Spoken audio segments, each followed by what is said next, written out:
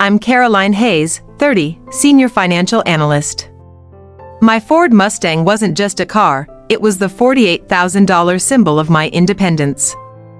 I came home for Thanksgiving, expecting to see it. Instead, the garage door lifted to a chillingly empty space. It was gone. I walked into the house, finding my family seated around the turkey, looking like a jury of the guilty. I cut the tension with one question: where is my car?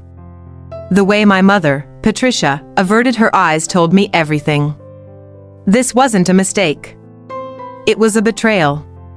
Did they sell it, or was the family's preferred solution, pawning my hard-earned car for my sister's debt, the ultimate act of entitlement? Keep watching to hear their shocking confession. I was always the self-made one. My childhood wasn't about allowance, it was about scholarships and 80-hour work weeks. I paid my own tuition, never took a dime. The Mustang represented years of disciplined work, a monument to financial independence.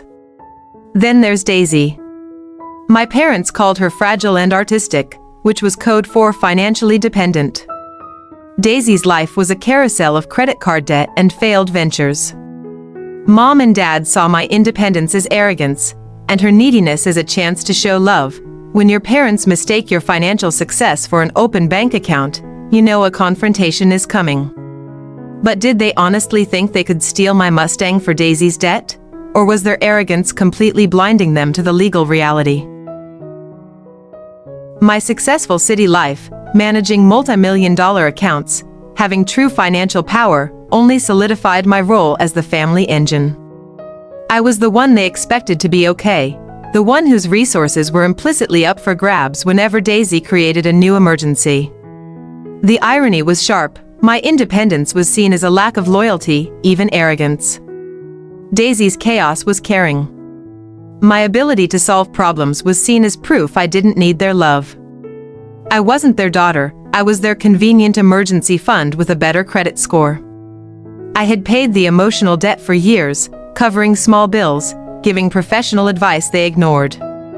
But the Mustang was different. It was the line. By taking it, they were staking a claim on my future, not just my past earnings.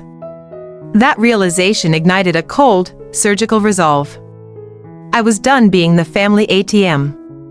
Their act of stealing my car was not a request for help, it was a demand for my continued obedience. But when I, the financial analyst, counterattacked with law and logic, what do you think stunned them more, my cold fury or the precise, devastating legal contract? The silence was broken by my mother, Patricia.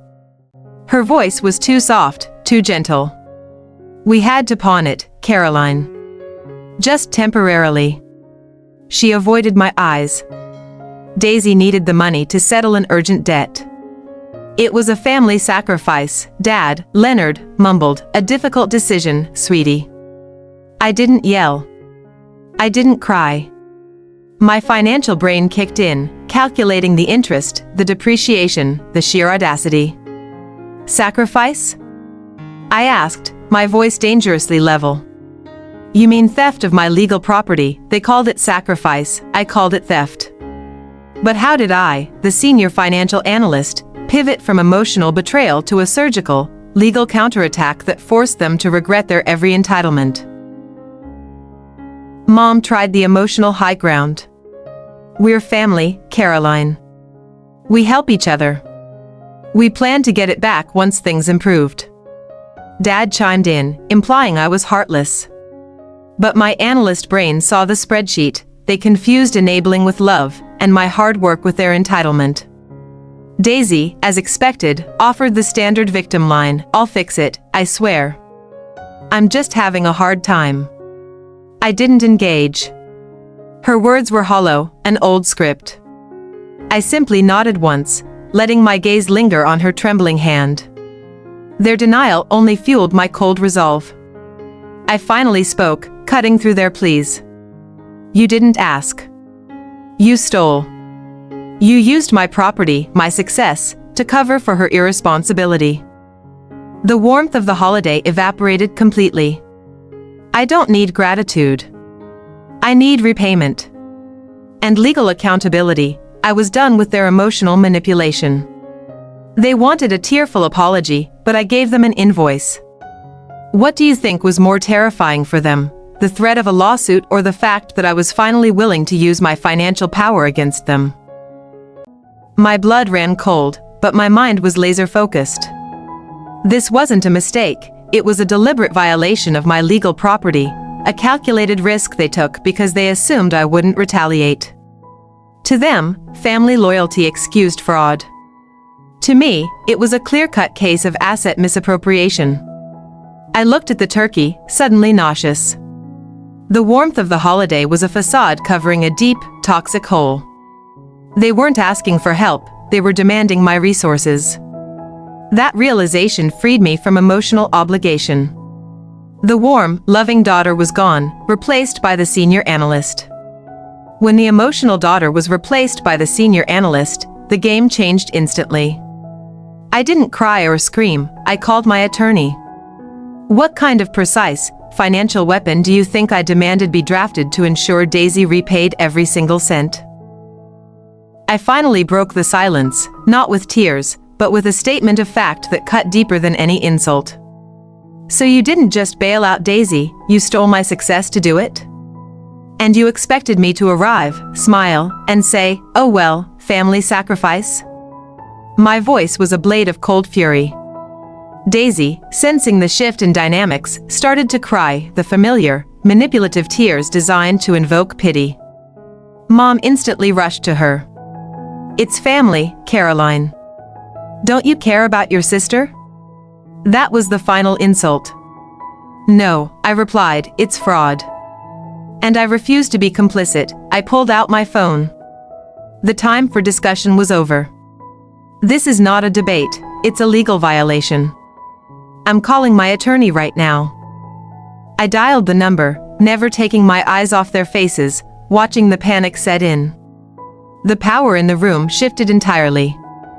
I was no longer the daughter, I was the creditor. I didn't want an apology, I wanted a contract.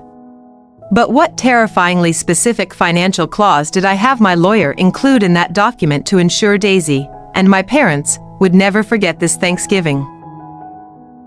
I didn't waste time on pleas or arguments.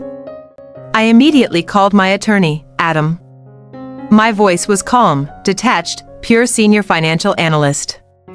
"Adam, I need an ironclad legal repayment contract drafted immediately." I dictated the terms: principal, accrued interest, depreciation of collateral, plus all pawn recovery fees. My parents and Daisy were stunned into silence. They expected an emotional breakdown, maybe a demand for cash. They got an itemized statement of debt. They didn't know how to fight logic. Dad whispered, "Caroline, put the phone down, we can talk." I shook my head. "The talking is over. This is strictly business." I told Adam I needed the draft sent by email within the hour. The contract wasn't about the money, it was about accountability. Daisy had to face the reality of debt, complete with market rate interest and consequences for default. I wasn't being cruel, I was giving her the financial lesson my parents always refused to teach. They thought I was just getting my money back. They were wrong. I designed that contract to be a permanent legal burden on Daisy, ensuring she'd never forget the cost of their entitlement. What chilling clause did I insist on including to make sure the debt followed her for years? Patricia tried to negotiate, her voice laced with desperation. "Caroline, we're sorry. We panicked. Please, let's just use some of your savings to pay this off quickly. We're your parents, we deserve forgiveness." Leonard pleaded, "This is Thanksgiving. Can't you show some mercy?" I offered no warmth, only logic. Forgiveness is earned, not demanded. You committed fraud against your own daughter, and you did it to protect Daisy from the consequences of her own actions. My emotional distance unnerved them far more than any shouting match would have. Daisy insisted again that she'd pay someday. I simply nodded and said, "Then you will have no issue signing a contract that makes someday legally binding and enforceable." Their faces drained of color. They realized I wasn't asking for my money back. I was demanding justice through legal structure. I had them cornered. They couldn't fight my logic, and they couldn't shame my emotions. But the most terrifying part of my plan was the contract itself. How did I, the senior financial analyst, structure that repayment plan to ensure Daisy would be paying off her entitlement for the next 5 years, with interest? The contract draft arrived in my inbox, a chilling 10-page document titled Repayment Agreement and Acknowledgement of Debt. It was my declaration of independence. I printed 2 copies on the family's printer, the hum of the machine a menacing counterpoint to Mom's quiet sobs. I laid the documents on the table. The first term detailed the total principal, the pawn value, plus all transaction and recovery fees. I had Adam include the interest clause, standard market lending rates, compounded monthly. This was not a friendly loan, this was an institutional debt, payable over a strict 5-year term. Then came the masterstroke, the depreciation clause. Since the Mustang was collateral, Daisy was liable for the loss of its residual value during the pawn period. I included an estimated $5,000 depreciation fee. I was holding her accountable not just for the money, but for the loss of my assets' worth. The contract clearly outlined the penalty for failure: immediate acceleration of the full debt, followed by legal wage garnishment and asset seizure. Daisy had no assets, but the threat was chillingly real. She would be working solely to pay me back for years, with no safety net from Mom and Dad. Dad slammed his hand on the table, rattling the silverware. "You're punishing your own sister. This is insane. You're the wealthiest person here, why does this matter so much?" Mom pleaded, "Please, Caroline. Don't do this to her." I held my ground. "It matters because respect is priceless. You taught Daisy that irresponsibility has no consequences, and you taught me that my property has no value. This contract corrects both lessons. I'm not punishing her. I'm holding her accountable." I gave Daisy the final ultimatum, my eyes level with hers. "Sign this, or I will file a police report and sue you for criminal conversion and civil theft. The contract is the easier path." The color completely drained from Daisy's face. She looked at her parents, but they were arguing over the legal fees. Daisy reached for the pen. Her hand trembled violently, making the signature a pathetic, shaky mess. This single action, signing the paper, represented the heaviest burden she had ever carried. For the first time, she truly felt the consequence of her golden child status. The signature was the end of one Thanksgiving and the beginning of Daisy's 5 years of financial correction. But what devastating consequence did my parents face when they realized they were now the ones trapped, fighting over who was responsible for their golden child's huge debt? Dad's face was purple with rage. He slammed his fist on the document. "You're humiliating us, Caroline. You are tearing this family apart over a car. You're punishing your own sister when you know she can barely manage her bills." He was trying to assert parental authority, but it was too late. Mom tried the shaming tactic. "You make enough money. Why does this matter? You can just buy another car. Why are you so selfish?" I kept my voice low. "It matters because it's not about the money. It's about the respect you stole when you treated my independence as your safety net. I'm not being selfish," I stated. "I'm drawing a boundary. Punishment is an emotional response. Accountability is a legal and financial correction. I am requiring the person responsible for the debt to Daisy to face the consequence. That's called justice." I pointed out their hypocrisy. "For years, you've rewarded Daisy's failures and penalized my success. You shielded her from every consequence, making her a financial liability. This contract is the only way to break that toxic system you created." Dad's voice dropped to a whisper, a last attempt at manipulation. "If you do this, Caroline, we will be forced to choose. We might not forgive you." My resolve hardened. You've already chosen. You chose Daisy's irresponsibility over my legal property. Now, Daisy, sign the document or I call the police for conversion. The mention of police and criminal conversion cut through Daisy's sobs. She realized the gravity of the legal threat, far worse than facing Mom's disapproval. She stared at the contract, a huge, crushing debt now printed on paper, backed by the full force of the law. I slid the pen across the table. Your choice, Daisy. Legal accountability with me, or criminal charges with the state. The debate was over. The power dynamic, which had governed our family for decades, officially reversed. I waited, patiently, for the shaking hand to take the pen. Daisy signed the contract, terrified of a police report. But for my parents, the true reckoning had just begun. When the dust settled, did they finally realize the terrible burden they placed on their golden child, or did they just start arguing over whose fault it was for having such a financially responsible daughter? Daisy stared at the document, then back at our parents, searching for a last-minute rescue. Her eyes pleaded, "Fix this, like you always do." But Mom and Dad were trapped, their own privilege suddenly exposed to the cold wind of the law. They could only offer whispered, useless apologies. My lawyer, Adam, had one instruction: ensure witnesses. I calmly placed my phone on the table, recording the scene. Daisy, you are signing this document willingly, acknowledging the debt, and accepting the repayment terms. Are you signing this under duress? She hesitated, then whispered, no. The pen felt like a 50-pound dumbbell in Daisy's hand. She fought to control the tremor. The act of signing wasn't just physical, it was the surrender of her free-spending future. The ink bled slightly as she pressed down too hard, a visible blotch marking the moment her consequence began. I took the document back, professionally checked the signature against my digital copy, and folded it neatly. The paper was no longer just a contract, it was a shackle. For the first time, Daisy understood that her financial mistakes were now tied directly to her legal liability. Mom and Dad watched in despair.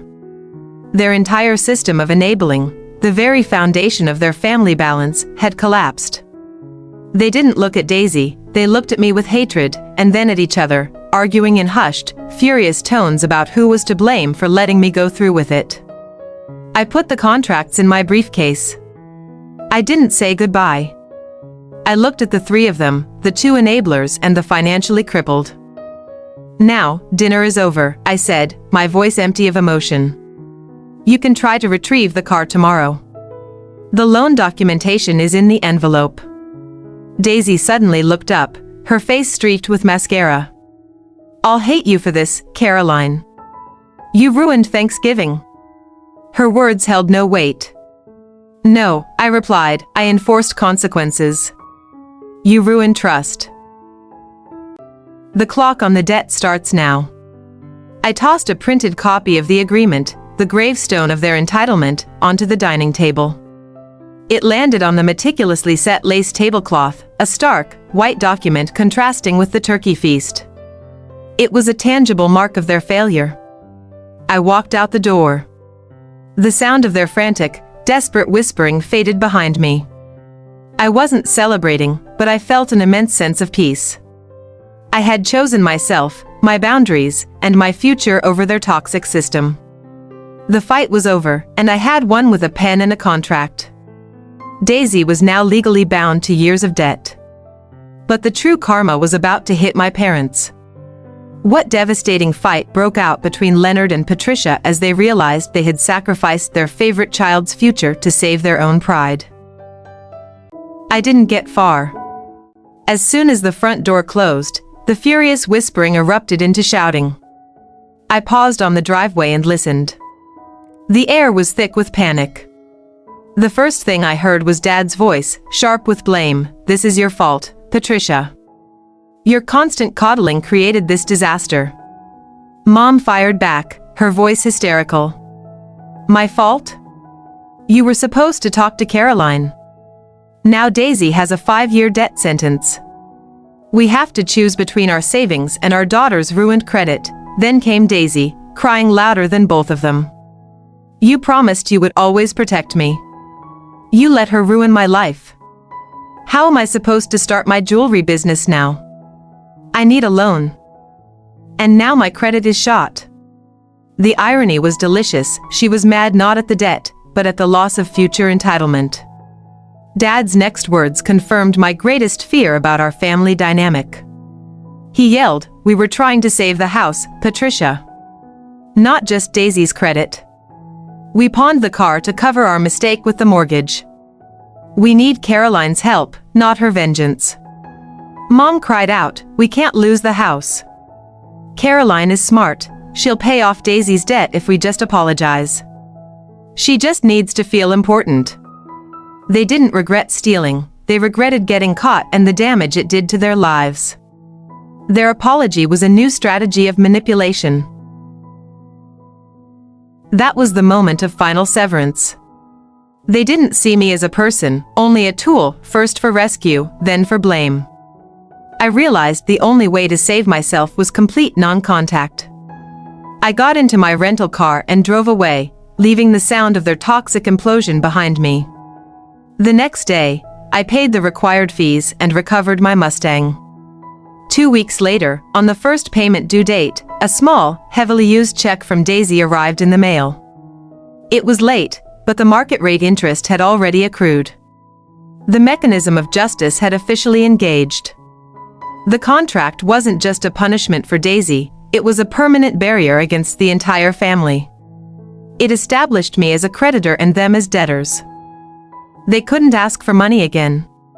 They couldn't manipulate me again. The Mustang was back, but my life, finally, was mine. The fallout was complete, but I didn't just walk away, I rebuilt my life with concrete boundaries. What shocking final move did my parents make several months later? A move that proved they still hadn't learned their lesson, forcing me to use the legal contract one last, devastating time. I drove straight to the pawn shop. This wasn't just about reclaiming a car, it was about reclaiming sovereignty. Paying the fee felt like shedding a massive, years-long debt, not of money, but of emotional obligation. My heart wasn't heavy, it was light, free from the anchor of their chaos. Seeing my Mustang again was a punch to the gut. It was dirty, sitting in a shady back lot, but it was mine. I ran my hand over the hood. It felt like reuniting with an old, loyal friend who had been unjustly held captive. The key felt heavy, a symbol of the control I had just won back. I started the engine. The sound was a roar of independence.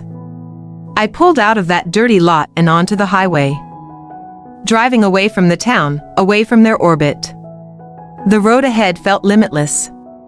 I wasn't running, I was moving forward, powered by my own uncompromised strength. The contract sat securely in my briefcase, my firewall against future attempts. It was the elegant, cold finality of my profession applied to my personal life. They couldn't bypass it with tears or shame. They had to deal with the facts, the interest rates, and the due dates. I stopped at a roadside diner for my own, solitary Thanksgiving meal. It was quiet, peaceful, and entirely mine. There were no passive-aggressive comments, no forced smiles, and no betrayal hidden beneath the cranberry sauce. This solitude felt richer than any forced family gathering. I was no longer the reliable older sister or the family ATM. I was Caroline Hayes, Senior Financial Analyst, creditor, and an independent woman who chose boundaries over belonging. This wasn't just revenge, it was an act of profound self-respect, cementing my break from their control forever.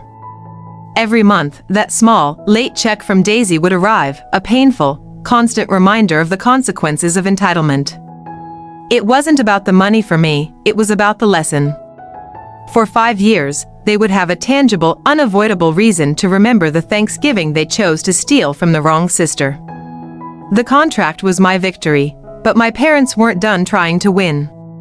What final, desperate act did they pull months later, a move that forced me to use the most damaging clause in the debt agreement, sealing their daughter's financial fate for good? It wasn't just about the car or the money. It was about the roles, Daisy, the perpetual victim who was never allowed to fail, and me, the unspoken solution who was never allowed to be seen as needing help. The pawned car was just the symptom of a deeply toxic system designed to protect one at the expense of the other. My parents weren't malicious, they were fearful. Fearful that if Daisy faced a real consequence, she would break.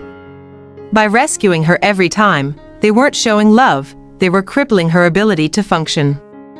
They were more comfortable sacrificing my boundaries than facing Daisy's temporary discomfort. And I was complicit. For years, I played the role of the silent martyr.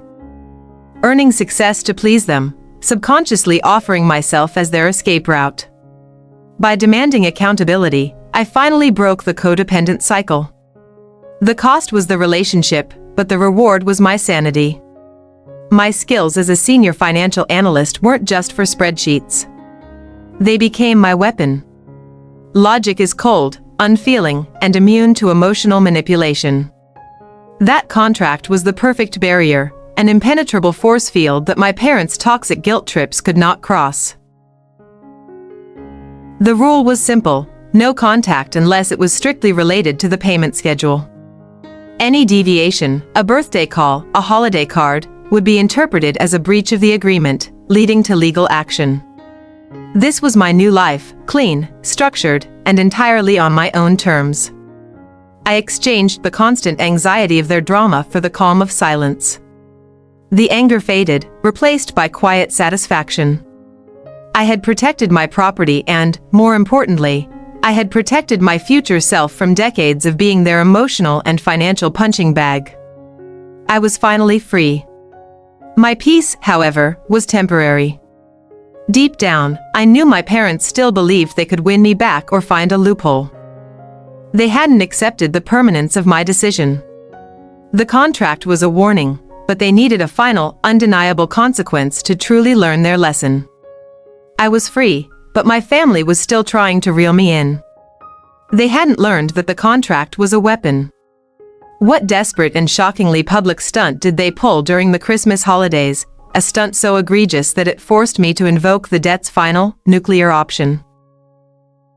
The rule was simple: no contact unless it was strictly related to the payment schedule.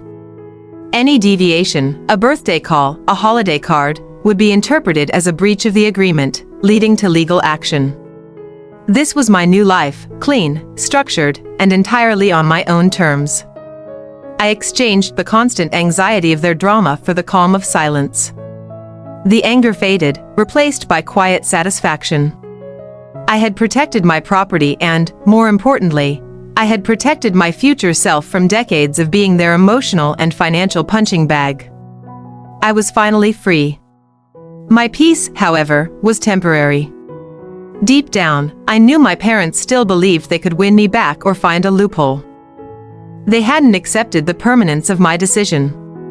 The contract was a warning, but they needed a final, undeniable consequence to truly learn their lesson. I was free, but my family was still trying to reel me in. They hadn't learned that the contract was a weapon. What desperate and shockingly public stunt did they pull during the Christmas holidays, a stunt so egregious that it forced me to invoke the debt's final, nuclear option? The process server arrived during the afternoon rush. Daisy was chatting with a high-end customer when she was handed the thick court documents detailing her massive debt to her own sister. The shame was instantaneous and absolute. She tried to hide it, but the customer saw the total amount. The boutique owner, hearing the commotion and seeing the mention of garnishment, immediately called Daisy into the back. You can't trust an employee with access to inventory and sales data when their wages are being legally seized. Daisy was fired on the spot. Karma was swift and professionally executed. My phone rang, Mom, hysterical. You ruined her life. She lost her job. You have to stop this. Caroline, she's our blood. The moment I heard ruined her life, I knew they still didn't grasp the concept of consequence. My reply was precise: the contract is enforcing the debt you helped create. Speak to Adam. Mom threatened to tell everyone I was cruel. I responded with my own threat, revealing the core truth. Go ahead. But I'll also send them the documents proving you only pawned my car because you were failing on the mortgage. Tell everyone you almost lost the house protecting Daisy's irresponsibility." The line went silent. The fear of their own public financial shame, losing face in their social circle, was far greater than the fear of Daisy's struggles. The manipulation tactic had failed completely. I had finally found the lever that actually moved them, their social standing. Daisy was devastated. With her wages legally intercepted, she couldn't afford her rent and was forced to move back home. The golden child was now financially dependent on the same parents she blamed, with no job and a crippling debt to her estranged sister. Mom and Dad, desperate to avoid public shame, chose to secretly pay the debt directly from their savings to stop the garnishment. They were paying for Daisy's debt anyway, but now through a process I controlled, feeling the bite of market rate interest on their own bank account. The roles were completely reversed. I was the one dictating the terms of their financial expenditure. They learned that the most expensive thing they ever did wasn't the car loan or the mortgage mistake, it was believing they could commit fraud without facing a highly educated, legally precise consequence. Daisy's credit score was ruined, not by the original debt, but by the acceleration and garnishment order. For years, every loan application, every apartment rental, would carry the mark of her financial irresponsibility, a consequence she couldn't pawn or cry away. The phone calls stopped entirely. No more desperate pleas, no more guilt trips. The contract had achieved the nuclear peace I sought. I had my freedom, my boundaries, and my respect. They had the hard-earned lesson that my financial independence was not their resource. I never regretted my actions. The debt was repaid, my property was secure, and I was finally detached from the toxicity. I didn't hate them, I simply chose to value my own worth over their comfort. My revenge wasn't loud, it was precise, legal, and financially devastating. And that, friends, is the story of how a senior financial analyst used a 10-page legal contract to enforce boundaries and teach my family a 5-year lesson on the true cost of entitlement and fraud. Never underestimate a woman who knows her worth and understands her legal documentation. The contract did its job, the debt was paid, and the family was silent. But years later, my parents made one final, sneaky attempt to re-establish contact and guilt-trip me back into the family fold. What was this shocking, non-financial move, and how did I use the original spirit of the no-contact boundary to deliver one last perfect piece of closure? 2 years passed. 2 years of quiet. 2 years where the only contact was the automated debt notification email to Daisy, a cold, legal reminder. The emotional noise had stopped completely. I finally understood that peace isn't something you find, it's something you actively enforce with boundaries and distance. The debt was paid off exactly on schedule by my parents, desperate to clear their public record and stop the legal scrutiny. I received the final, substantial transfer. I sent one email, the legal receipt confirming the contract was fulfilled and the debt was closed. No personalization. Just a transaction. Then came the final attempt to bypass the wall. It wasn't about money. It was a package, a large, expensive holiday basket containing a note from Mom, "Thinking of you, we miss you." A desperate plea for re-entry disguised as a holiday gift, clearly hoping I'd mistake their manipulation for genuine affection. I photographed the note and the basket. I immediately emailed Adam. Treat this gift as a breach of the no-contact clause. I want a formal legal letter sent, requiring the return of the unrequested item or its immediate donation to charity. Zero tolerance. They got the message, the boundary was permanent and backed by law. The family finally learned that my legal boundaries were ironclad. My property was safe, my finances were intact, and my peace was secured. But what became of Daisy after her credit score was ruined? And what is the final, shocking update on the Hayes family home years after their financial fallout began? Daisy's life didn't miraculously improve. Her ruined credit meant she couldn't get a decent apartment lease or business loan. She stayed stuck at home, working low-paying jobs that didn't require credit checks. The golden child narrative had collided hard with the reality of financial accountability. My parents never truly apologized for the theft, they only regretted the consequences I forced them to face. They subtly redirected their blame from Daisy to me. I was the cruel, unforgiving one. This defense mechanism was the only way they could maintain their own illusion of being good, loving parents. But the true poetic justice involved the house. Remember they only pawned my car because of a mortgage mistake? Well, without my financial cushion, that problem didn't go away. It returned years later with a vengeance, especially after they had drained their savings to pay off my debt to them. I received an unexpected email from a legal contact, a public foreclosure notice for the Hayes family home. They couldn't make the payments, and no bank would touch them after the public debt and garnishment history. The house, the very symbol of their entitlement, was finally lost. They lost the house not because of my revenge, but because they chose to protect Daisy's entitlement over their own financial stability. They focused so much energy on being mad at my success that they destroyed the very asset they sought to save. That is the true, bitter cost of their decades of enabling. I didn't feel triumph, only a quiet resolution. I closed the chapter on my family, not with anger, but with the cold, hard certainty that I made the correct, self-preserving choice. I protected my boundaries. I protected my finances. And I protected my future. The Mustang still sits in my garage, polished and running perfectly. It's no longer just a car, it's a monument to the day I chose self-respect over family loyalty. Every time I drive it, I feel the roar of independence, a continuous reminder that my worth is non-negotiable.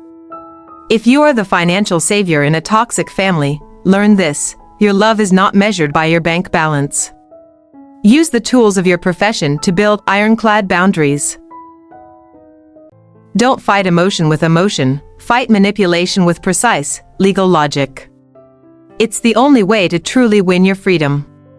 Thank you for joining me on this journey of professional revenge and personal liberation. I hope my story empowers you to protect your assets, your sanity, and your self-worth.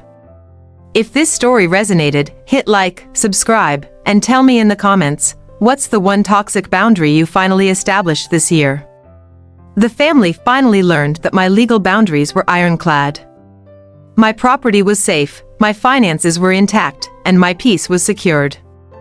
But what became of Daisy after her credit score was ruined? And what is the final, shocking update on the Hayes family home years after their financial fallout began? With the emotional clutter cleared, I focused on myself. I started therapy, not to process the revenge, but the years of emotional neglect that made it necessary. I learned to recognize the difference between love and obligation. My greatest achievement wasn't the contract, it was finding my authentic voice. I cultivated new friendships based on mutual respect, not shared history or pity. I found a partner who valued my boundaries and saw my financial success as a strength, not a wallet. These relationships were calm, open, and required no complex legal documents, a refreshing change from the toxic family dynamic. My professional life soared. The decisiveness I showed in the family conflict translated directly into my career. My firm saw a senior analyst who could handle high-stakes conflicts with cold, logical precision. I earned a promotion, a real one, based on merit, not on being the family's convenient scapegoat. I took the Mustang on a solo cross-country road trip, a physical representation of my unrestricted freedom. It drove perfectly, a constant reminder that the tools I use to build my life are reliable, unlike the people I grew up with. The car became a symbol of self-respect earned through painful sacrifice. Did I destroy my family? No. I destroyed the illusion of a family that existed only to drain me. I felt no regret. The only thing they truly lost was their access to my resources. I won more than money back, I won my life. That is the ultimate victory in any family revenge story. My boundaries remain intact. The Mustang is paid for. And I am happy. If you are watching this, dealing with your own toxic family, remember this: your worth is non-negotiable. Be precise. Be firm. And if you have to, fight manipulation with the cold, hard logic of a signed contract. I am free, fulfilled, and financially secure. The toxic cycle is broken. Now it's your turn. Hit subscribe, ring that notification bell, and join the conversation. What is the one crucial piece of financial advice you would give to your younger self to protect your assets from family obligation?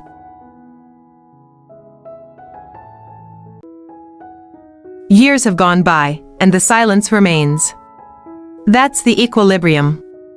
Not a truce, but a sustained, enforced distance. My life is predictable in the best way possible. No sudden financial panics, no guilt-ridden calls. The absence of chaos is the greatest luxury I ever purchased. My parents are living a much quieter life. They had to downsize significantly after losing the house, selling off many of the possessions they treasured. They blame me, of course, but their resources are now finite, forcing them to live within their actual means, a bitter lesson finally learned through necessity. Daisy still struggles. While her basic debt is cleared, her credit score remains her biggest hurdle. She continues to resent me, but the dynamic has shifted. She resents me from a distance, understanding that crossing the boundary means immediate, painful consequence. The golden cage is gone. She just found a smaller, cheaper one. I found my true family not in blood, but in choice. My partner, my friends, my professional network, they are the people who lift me up, not drain me. Our connections are built on vulnerability and trust, not transactions and guilt. I learned that family is a verb, an action of mutual respect. The contract itself sits in a safety deposit box. It's no longer needed for enforcement, but as a talisman, a physical reminder of the day I chose my future. It is the legacy of a boundary that held firm against decades of pressure. It shows that professional precision can conquer deeply embedded emotional abuse. My life now is focused on wealth creation and self-sufficiency. I invest in my company, my retirement, and my chosen family. I am no longer looking over my shoulder, anticipating the next crisis. The drama has ended. The only future I am responsible for is my own. The ultimate victory isn't revenge, it's the new equilibrium, a life where your value is determined by you, not by your family's need. Protect your assets. Protect your peace. Never allow your love to be leveraged as a weapon against your financial health. The new equilibrium is stable, but maintaining freedom requires vigilance.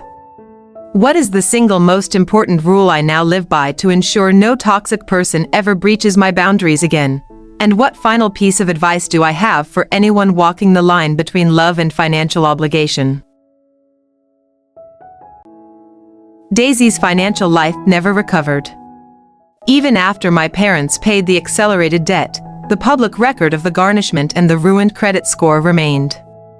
For the next 7 years, every time she applied for an apartment or a decent job, the ghost of her entitlement would haunt the background check. She didn't learn accountability, she learned bitterness. She blamed me, then she blamed our parents for enabling me to become cruel. Her pattern didn't break, it merely shifted targets. She became a prisoner of the learned helplessness her parents had cultivated for decades. The parents, having drained their retirement savings to make the final payment and avoid public shame, found themselves in a difficult position. They had saved Daisy from a 5-year debt but paid with their entire financial future. The irony was devastating. They sacrificed their own golden years for the golden child. I mentioned the house trouble earlier. Without my financial help, their original mortgage mistake came back to haunt them. They couldn't refinance or sell it again due to the public financial disclosures. Less than 5 years after the contract ended, the Hayes family home was foreclosed and sold at auction. Losing the house was the final, total shattering of their ego. The house wasn't just bricks and mortar, it was the pillar of their social status. Having to explain their downsizing and the quiet truth of why was the punishment they truly feared. My revenge was indirect, but the consequences were perfectly tailored to their vanity. They had spent decades treating me like an ATM, believing my success was their backup plan. When the ATM ran out, or, rather, refused service, they had no one else to turn to. Daisy's need for money became their burden, a continuous drain that led directly to their financial downfall. My no-contact rule remains absolute. I do not initiate, and I do not respond. The nuclear peace I achieved is stable. I have no ill will, I simply have no relationship with them. My life is free from the anxiety of their need, and that freedom is the only currency that matters now. I used to measure my worth by how much I could sacrifice for my family. Now, I measure my worth by how fiercely I protect my own resources, time, and peace. The revenge wasn't the contract. The revenge was building a life so fulfilling and separate that their chaos couldn't even touch it. Never forget the power of applying professional logic to emotional chaos. My knowledge as a senior financial analyst was my shield and my sword. It turned a family squabble into a legally enforceable, financially precise lesson on accountability. That is the ultimate weapon against toxic entitlement. If you are being financially exploited, remember, you don't owe your relatives your future. Set your boundaries early, make them non-negotiable, and document everything. The moment you are asked for money, ask for collateral and a legally binding repayment plan. They will use guilt. They will use shame. They will use the blood is thicker than water cliché.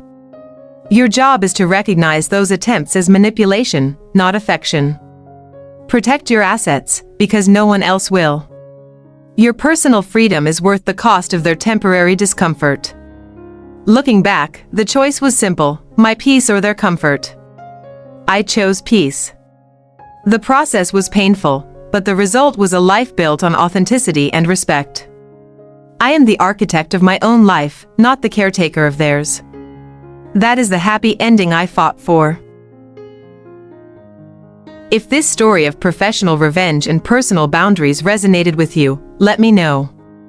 Hit that like button, subscribe for more tales of financial independence, and drop a comment below. Tell me, what is the most toxic financial favor you refuse to grant this year? Thank you for watching, and remember, sometimes the best revenge is simply living a better, wealthier, and far quieter life than the people who tried to hold you back. Until next time, stay fiscally responsible and fiercely independent.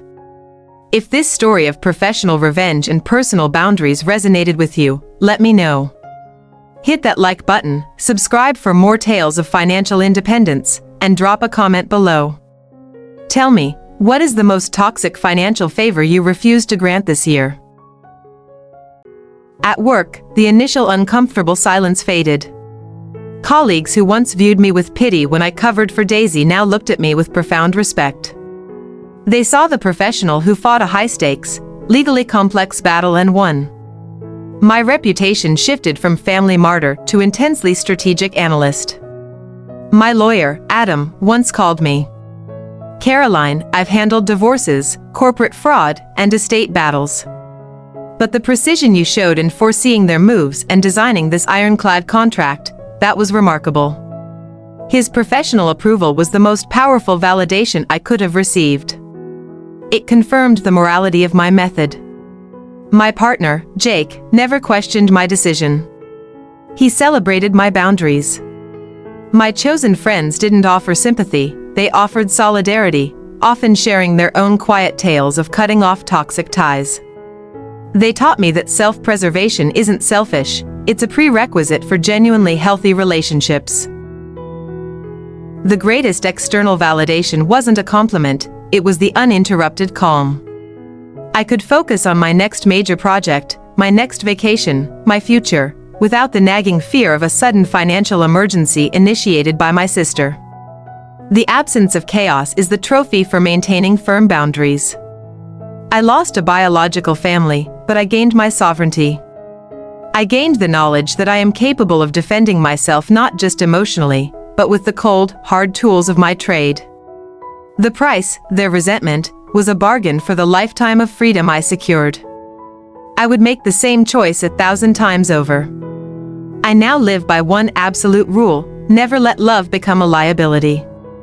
If someone's relationship with you requires your financial damage, they don't love you, they love your money.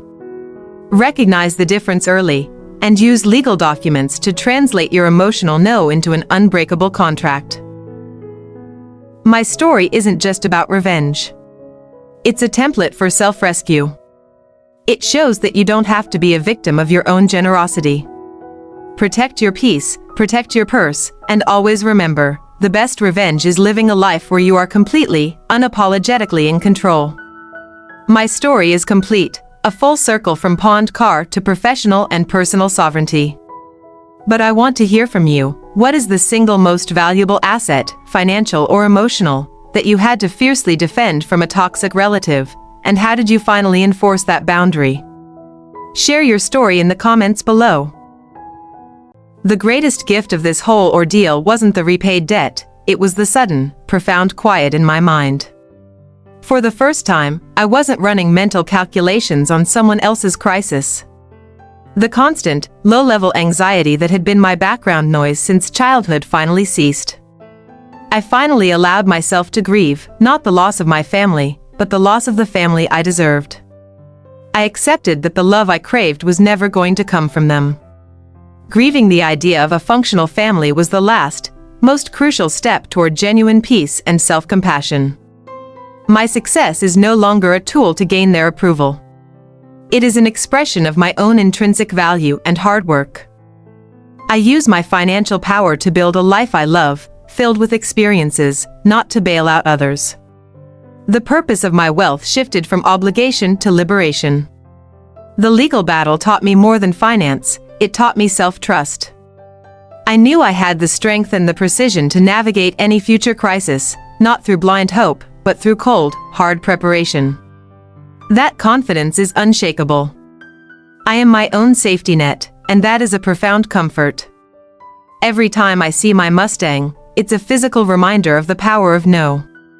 It represents the asset I saved, the boundary I defended, and the life I reclaimed. It is a symbol that you can turn a moment of personal violation into a monument of personal victory.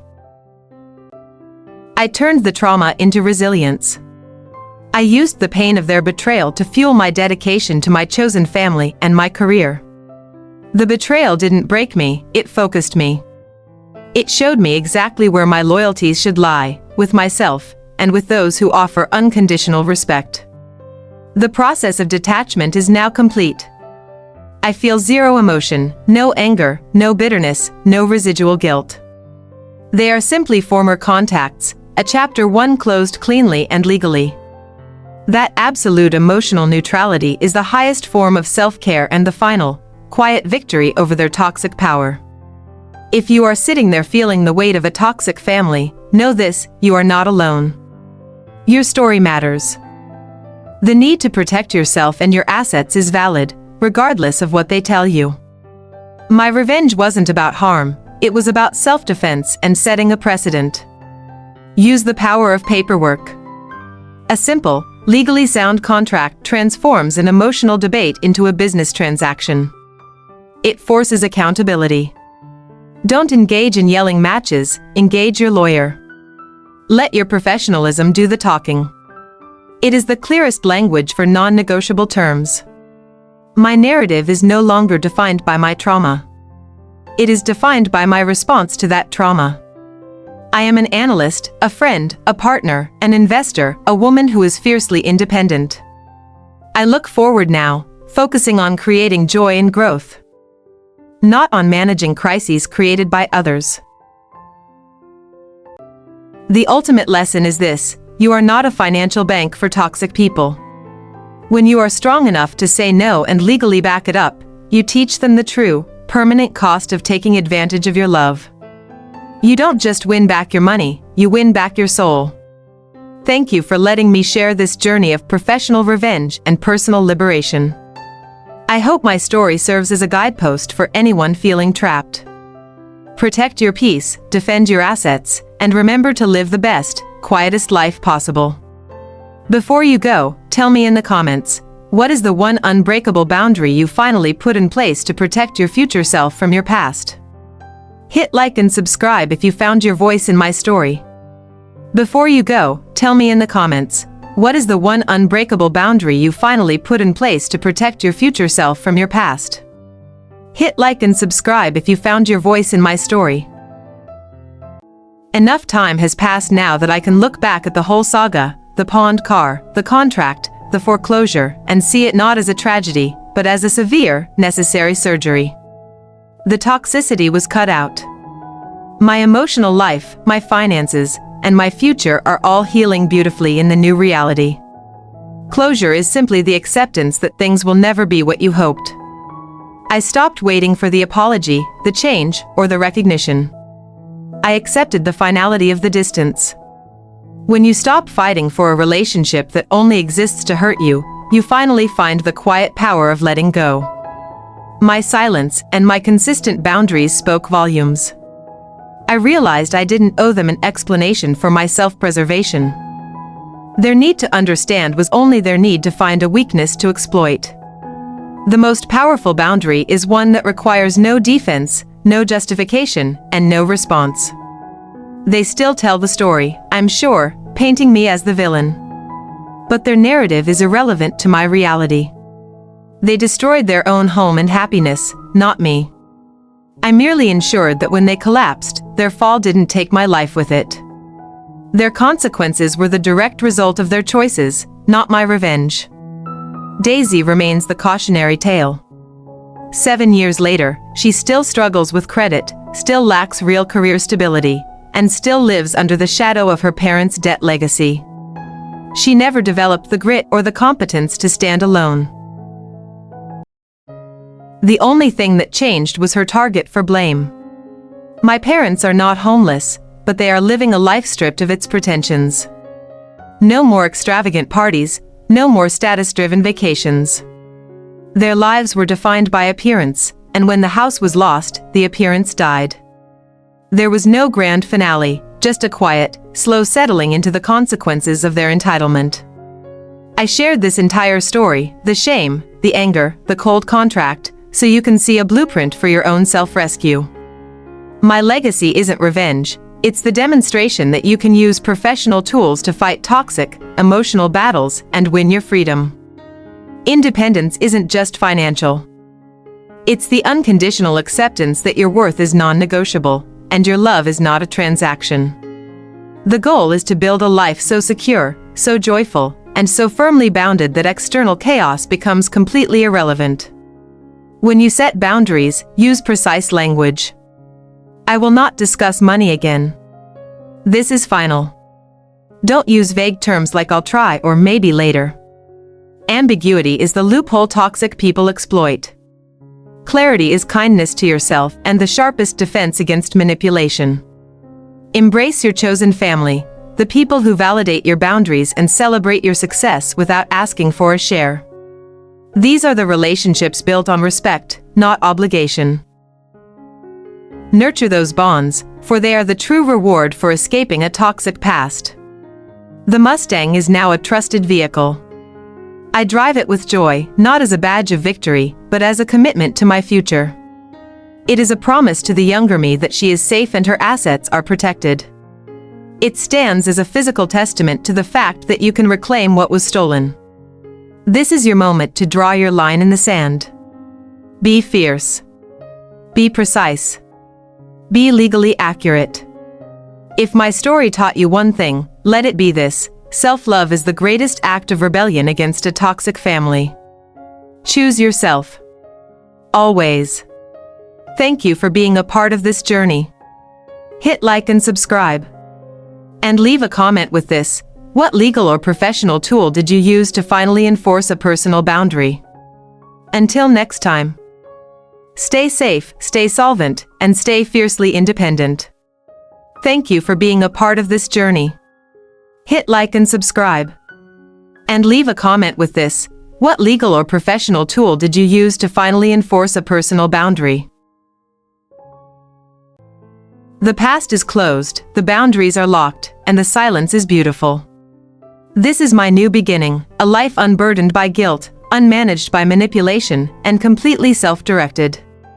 I stopped reacting to their chaos and started proactively designing my joy. Every morning is a clean slate. I reinvested the energy I once spent worrying about their debts into securing my own future. My retirement fund is healthy, my investments are aggressive, and my emergency fund is solid. Financial security is not just money, it's the freedom to say no without fear. It is the bedrock of my new sovereignty. At the firm, I now focus on helping clients, particularly women, build ironclad financial walls against external pressure. My story became my superpower, giving me a unique empathy for people struggling to balance family loyalty and financial health. My work is now deeply personal and purpose-driven. My relationship with Jake continues to thrive because it is based on transparent communication and mutual financial independence. We don't merge our retirement, we celebrate our individual growth.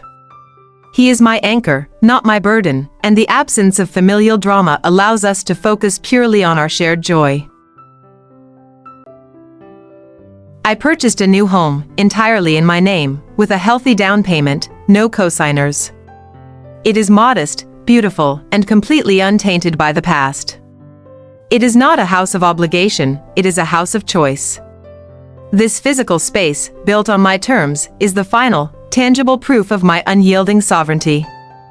I sometimes look in the mirror and offer gratitude, not to some external force, but to the fierce, younger me who decided to fight back with paperwork instead of tears. She saved my life. Every day is a gift purchased by her courageous refusal to be a perpetual victim. I now treat my personal finances with the same fiduciary duty I owe to my clients. My first and only responsibility is to protect my own capital and stability. This isn't selfish, it's ethical. You cannot pour from an empty cup, and you cannot help others if you allow yourself to be drained dry. They failed to accept accountability, and that failure led to their downfall. I achieved closure by realizing their regret was about the money, not the love. My life is defined by my response to their failure, and that response was to build something unbreakable. My new savings go towards experiences, not emergencies. I'm finally seeing the world they tried to convince me I was too obligated to explore. Every passport stamp is a quiet victory over the limits they tried to impose. My life is expansive, not confined. Daisy's loop is self-imposed. She still seeks a savior, a lottery win, or a new person to exploit. The ultimate tragedy is not what I did to her, it's that she remains a prisoner of her own entitlement mindset. I freed myself, she chose to stay in the cage her parents built. Trust your gut. If a family request feels financially painful or morally wrong, it is. Your first loyalty is to your future self. You do not need their permission to be financially responsible, successful, or happy. You are worthy of a life without fear. The Mustang, my ultimate symbol of reclamation, is perfectly tuned. It represents the journey, from being stolen to being a reliable vehicle for my future. The cycle is complete. The debt is zero. The freedom is infinite. Be the hero of your own financial story. Be the one who says enough. If you're ready to draw your line, hit the like button. Subscribe for more financial self-defense stories. And before you go, tell me, what is the one new financial goal you set for yourself after achieving freedom from toxic family obligations? Share your success below. And before you go, tell me, what is the one new financial goal you set for yourself after achieving freedom from toxic family obligations? Share your success below. My story wasn't just a tale of revenge, it was a blueprint for financial self-defense. Here are the 5 unbreakable truths I learned. First, your self-worth is not tied to your generosity. You don't need to sacrifice your future for their comfort. Second, you must treat your own finances with fiduciary duty. Protect your capital first. Third, never underestimate the power of professional precision. Emotional problems require legal and financial solutions, not screaming matches. A simple, ironclad contract is the clearest way to establish a non-negotiable boundary. When they weaponize love, you counter with unambiguous paperwork. Fourth, understand that letting toxic family face natural consequences is not cruelty, it's healing. The biggest tool they use is guilt. Recognize it as manipulation, not affection. You are not responsible for managing their feelings about your financial independence. Freedom means accepting their resentment. Fifth, your true family is found in choice, not blood. Nurture the relationships that lift you up, your partner, your friends, your network. These are the people who respect your boundaries. They are the reward for escaping the toxicity. Start building your new life today, focused entirely on your joy and growth. If my journey from pawned car to peace resonated with you, I want to hear your story. Don't be a passive observer, be an active participant in your own rescue. Hit like, subscribe, and tell me in the comments, what is the first non-negotiable financial boundary you are setting this week? Let's start the revolution together.